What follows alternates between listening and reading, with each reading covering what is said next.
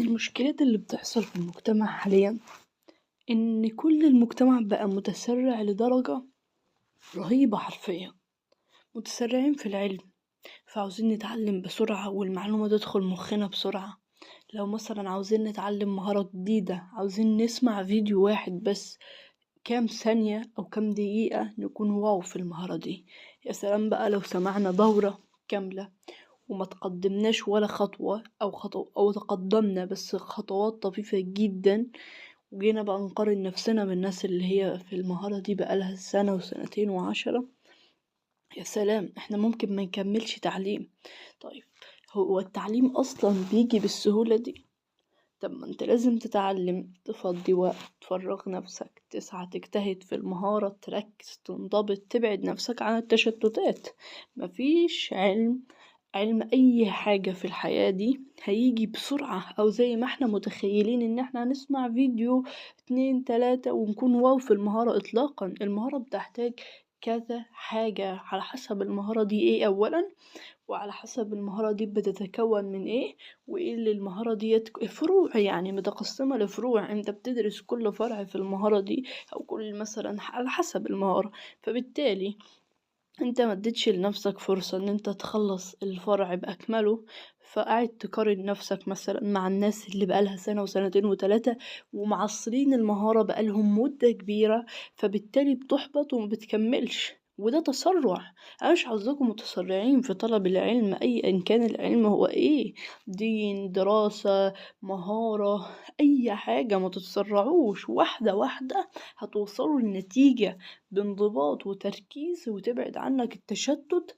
هتوصل، لكن تتسرع مش هتوصل لأي نتيجة. خلي ده في الحسبان.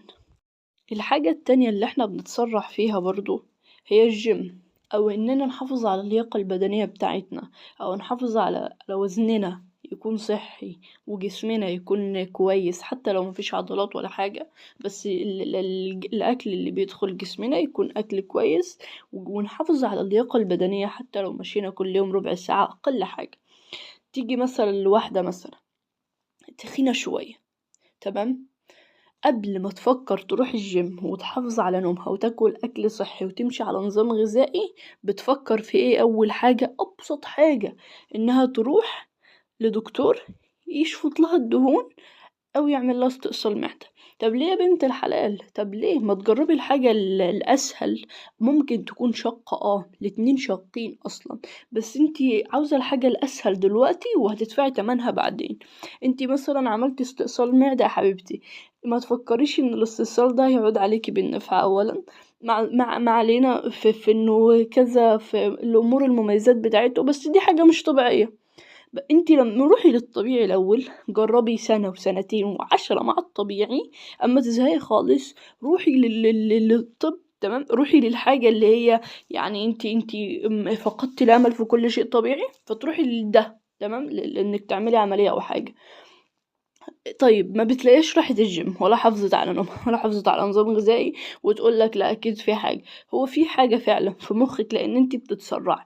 معذره بجد، احنا بنتسرع في كل حاجه. يعني تلاقي الشاب مثلا عاوز فورمه في اسبوع، تتشقلب كده، يا اما هياخد هرمونات. طب عاوز فورمه ليه؟ عشان تربي عضل. طيب هتربي العضل ده على اساس ايه؟ طيب انت لا نومك كويس، لا محافظ على النظام الغذائي بتاعك، لا بتتمشى كل يوم، لا حتى الرياضة بتلعبها بمتقطع، مفيش انضباط. طب عاوز فورمة ازاي؟ شوفوا، عشان اقول لكم حاجة، الفورمة وسيلة مش غاية. لو الفورمة بقت وسيلة، غاية، هتعمل كل حاجة عشان توصل لها. ممكن تاخد هرمونات عادي حتى لو الهرمونات بتضر جسمك، ممكن تاخد اللي هي الحقن دي فيها هرمونات برضه، تمام، حتى لو انت عارف انها بتضر جسمك وبتضر اعضائك هتاخدها. ليه؟ لان العضلات عندك بقت غاية. كذلك، بس خلصنا من الشباب هنا، خلينا في البنات بقى. بتروح تعمل استئصال معدة وشفط دهون. طب ما تروحي للحاجة الأسهل، هتعود عليكي بالنفع بعد كده، حتى تفضل عادة معاك. انت ممكن تعملي استئصال معدة وتعملي شفط دهون وترجعي تاكلي تاني، لكن لما تبني عادة سليمة كويسة يا حبيبتي، تاكلي أكل صحي، تحافظي على نومك، تتمشي كل يوم. ده بيكون عادة معاكي تفضل لمدى العمر صدقيني. لكن ما تتسرعيش يا حبيبتي، والله أنا خايفة عليك. ما تتسرعيش تروحي تعملي شفط دهون واستئصال المعدة، بعد كده هيأثر عليكي. لكن لما مثلا تاخديلك سنة واحدة واحدة. والدي مرة قال امشي بسأسأة، زي ما والدي قال امشي بسرعة واحدة واحدة. كلي أكل صحي، اظبطي نومك، روحي الجيم مثلا، اتحركي، امشي كل يوم نص ساعة وهكذا. هتقولي لي ما أنا بتحرك في البيت وما ببطلش حركة في البيت زي الناس اللي حواليا بتقول ياما. هقولك في حركة عن حركة تفرق. حركتنا في البيت وانتي مثلا واقفة تغسلي المواعين دي حركة ثابتة جسمك ما بيتحركش فيها. لكن احنا عاوزين حركة رياضية صحيحة الجسم بيتحرك فيها بأسلوب صحيح وصحي. الجسم بيتحرك كله مشي مثلا، او انك تلعبي رياضة، تروحي الجيم هكذا. ده هيأثر عليكي بالنفع بعد كده، وهتبنوا عادة بإذن الله تفضل معاكوا عمرا طويل. ما تتسرعوش وتاخدوا هرمونات، ما تتسرعوش وتعملوا عمليات، لان ده مش هيعود عليكم بالنفع. اعملوا حاجة وخليكوا هاديين وراسين كده، وروحوا الجيم. حافظوا على اكلكم، حافظوا على نومكم، ناموا بميعاد ثابت، قوموا بميعاد ثابت. حافظوا على لياقتكم البدنيه، امشوا نص ساعه كل يوم، ما تبقوش قاعدين على الموبايلات ياما. ابعدوا عن القعده الغير صحيه. القعده مش الغير صحيه، ما تقعدوش مثلا بتكنيك غير صحي عشان عضلات ظهركم ما تتاثرش او اي عضله عامه. وربنا يوفقكم جميعا. ودي الحاجه التانية اللي المجتمع بيتسرع فيها حوالينا. الحاجة برضو اللي احنا بنتصرح فيها هي الثروة. بنشوف على الانستجرام مثلا إن ده عنده وده عنده وده عنده هكذا، فعاوزين يبقى عندنا بس بسرعة. مش مع الوقت، لا، عاوزين بسرعة يكون عندنا بيت وعندنا عربية وعندنا كذا، لان احنا شايفينهم حياتهم كده على الانستجرام وعلى الفيس وعلى السوشيال ميديا كلها عامة. بصوا، خلينا واقعيين، ده مش طبيعي. الإنسان أول حاجة بيبدأ حياته، بيتعلم، بيشوف هو عاوز ايه، حابب ايه هكذا، فبيبدأ يشتغل فيه، فربنا بيرزقه بفلوس فبيشتري اللي هو عاوزه. لكن انت في بداية حياتك ما تتسرعش وما تقارنش نفسك بحد. امشي في طريقك واحدة واحدة، اشتغل، اعرف انت عاوز ايه. بعد كده ربنا هيوفقك وهتوصل للهدف اللي انت عاوزه، فتشتري اللي انت عاوزه. لكن هي مش بالسرعة، مش بسرعة انا عاوز عربية، انا عاوز بيت، انا عاوز كذا، انا عاوز كذا، لا. مش هتيجي بسرعة، هتيجي واحدة واحدة مع الزمن، مع السعي، مع الاستمرار، مع الانضباط، مع التركيز. هتلاقي عندك كل ده، هتلاقي نفسك بتجيب مرة بيت، بتجيب مرة كذا. ليه؟ لأن انت بتشتغل وبتسعى. لكن هي مش هتيجي بسرعة، فاهمين؟ فخلي ده في وجهة يعني قدامكم كده، ان الحياة مش بسرعة كده. ان الحاجة اللي انت عاوزها تيجي واحدة واحدة لما انت تسعى عليها وتجتهد فيها. فما تقارنش نفسك بحد، لان المقارنات مش هتعود عليك بالنفع صدقني. ما تتسرحش ان انت تعمل اي حاجة في حياتك. اللي بيجي بسرعة بيروح بسرعة صدقني. فواحدة واحدة ابني بتركيز من غير ما تبوظ اي حاجة وراك. ابني طوبة طوبة، واحدة واحدة، ربنا يوفقك وهتوصل بتركيز، بانضباط، بإتقان، بجودة عالية، مش بسرعة. ربنا يوفقكم يا شباب. تسرعنا في الحكم على الأشخاص سواء إيجابا أو سلب. أما تدخل البيت مثلا وتلاقي البيت فيه حسن الضيافة والناس استقبالهم رائع، ده مش معناه إن الناس حاجة واو يعني. لا، ده إن هما كده كويسين، ده لأن ده من كرم الضيافة. لكن هم مش هيقولوا لك ان احنا وحشين في كذا وفي كذا وبنزعق وبنعلي صوتنا وبنشتم وهكذا، لا. انت ضيف مرحب بيك، بتاخد واجبك وقضي الامر. فما تحكمش على الناس بمجرد انهم كانوا كويسين معاك بس في الضيافة.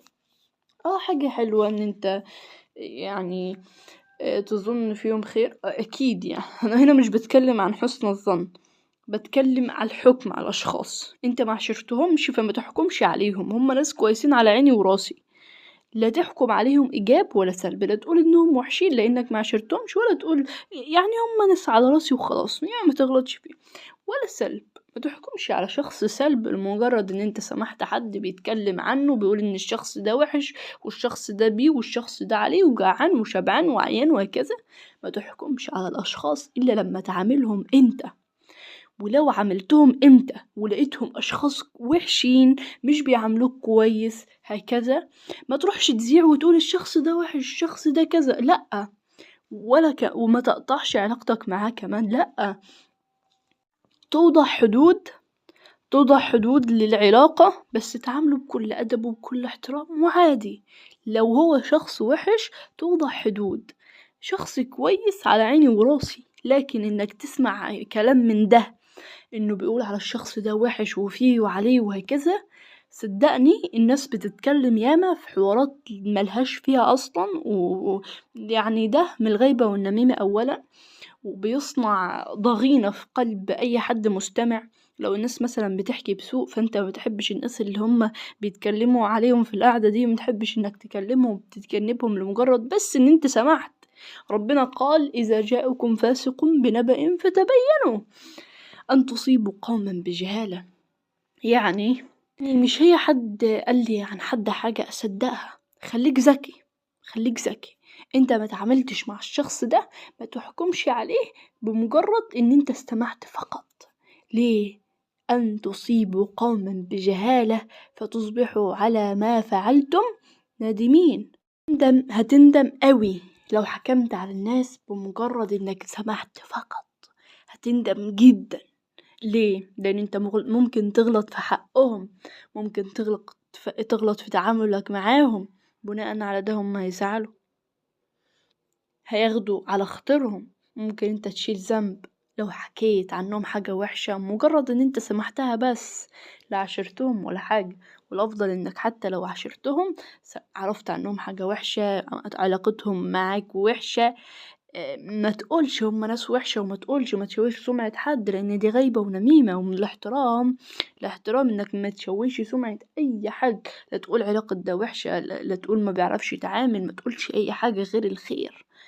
قل خيرا او اصمت. يمكن ده عيب شائع جدا في العلاقات، اننا بنحكم على الاشخاص بمجرد اننا سمعنا بس، وخصوصا في الأرياف حرفيا.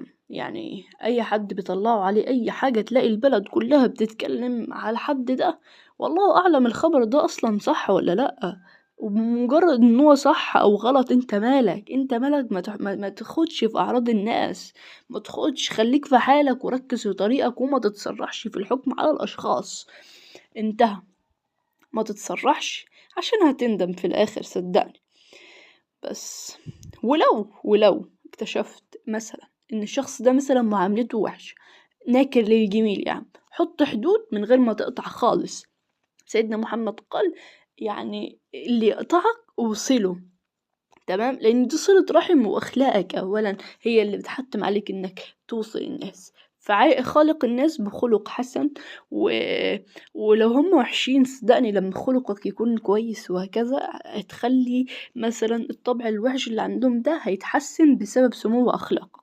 بس برضو ما تضغطش على نفسك، وحط حدود، عاملهم بمحبة ومودة واخلاق، بس حط حدود. ليه؟ عشان لو هم واخدين على الاذى هيؤذوك تاني. اتمنى ما تتسرعوش في الحكم على الاشخاص. ودي اعتقد يعني النصيحة الخمسة، 5 حاجات ما ينفعش تتسرع فيهم.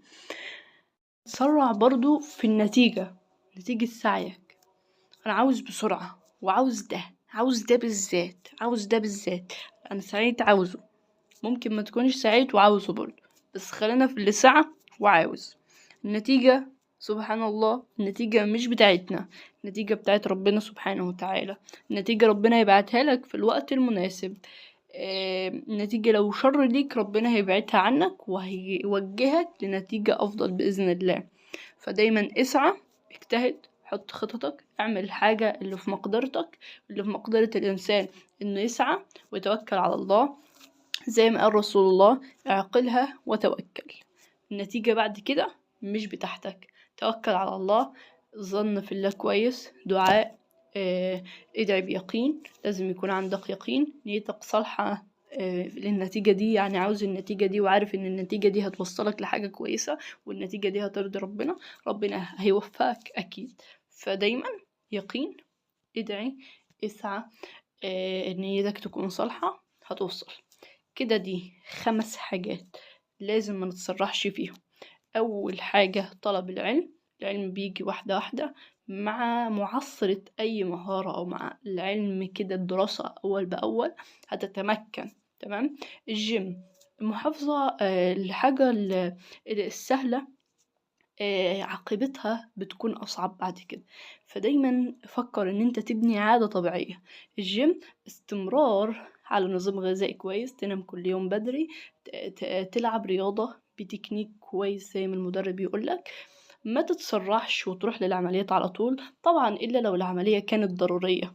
تمام، ما عنديش مانع، بس أنا شايفة إن الناس كتير بتتسرع بسرعة وبيفكروا في الوسيلة الأسرع اللي هي ياخد برشام. طب هو عارف البرشام ده هيعود عليه بإيه؟ الله أعلم، هو مش عارف. طيب ما تخليك في الطبيعي أحسن، واستحمل إنك تبني عادة حتى لو شاق، استحمل إن أنت تنضبط، استحمل إن أنت تستمر، هكذا يعني. ما تتسرعوش. الثروة برضو مش هتيجي بسرعة، سعي اجتهاد، خطة، إن شاء الله ربنا هيوفقك. وكذلك النجاح. تمام.